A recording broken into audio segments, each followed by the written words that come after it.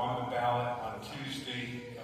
They are here because of our relationship with them, and I have great admiration for Christian people that want to be involved in serving the Lord and serving the Christian community and serving the community at large by being involved in the political process. So let me introduce Lindsey Denmark to you. Lindsey, I know we crowded a little bit, so Lindsey's back there. Dusty, her husband's here. Dusty, would you stand as well? He did. I'm not Dusty. Dusty is a TCA grad. Very good? Yeah. So that means Lindsey's one of us. And, I said this earlier, I wanted you to hear this. I had a chance to talk to Lindsey a couple of weeks ago, just talking about public education, public school system here in Florida. Sometimes it's just a misnomer because we're deeply involved in private Christian education that we are anti-public education, and that nothing could be further from the truth. In fact, if you look at my tax bill that I'm going to get from the city of Jacksonville, I'm a deep investor into public education in the city.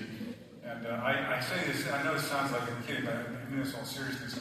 I want the people that make change for me when I transact business to be able to make change, right? So I want everybody to have a good education. And if we do not provide education to the best of our ability, it only sets back our community in deep and profound ways. Being a Christian and being involved in public education it invites a level of scrutiny, and I would say a level of persecution and opposition. And I admire Lindsey for being involved in that. I want you to know her, to meet her. She'll be here after the service. I want to remind you again, but I really want you to meet her and get acquainted with her. Then I have a good friend here today. When I say that, this is not just superficial. I have the privilege of being on a phone call and on a small prayer team for Paul Renner. Paul and his wife, Adriana. Here, Paul, would you stand, Adriana? And I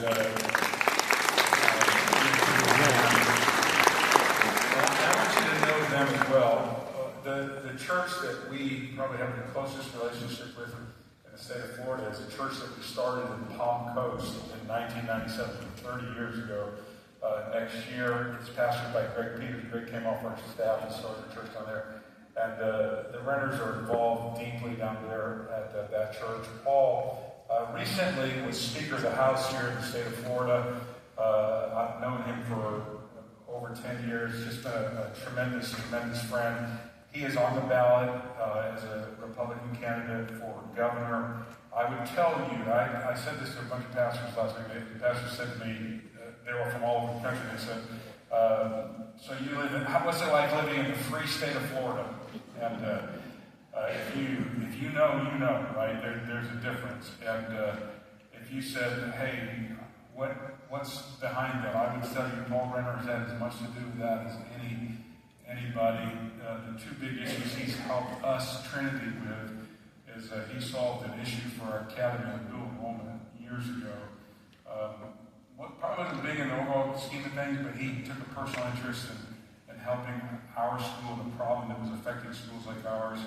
And then if you have your children in private education in the state of Florida and you're utilizing the universal school choice, it took Governor DeSantis and the courage of Speaker of the House, Paul Renner, to make that happen. And so if you are a beneficiary of that, you can find him after the service and thank him for what he did. So they're here today. They want to get to know you. They will be here after the service. And I trust you to take a moment and greet them and get acquainted with them. John chapter 15.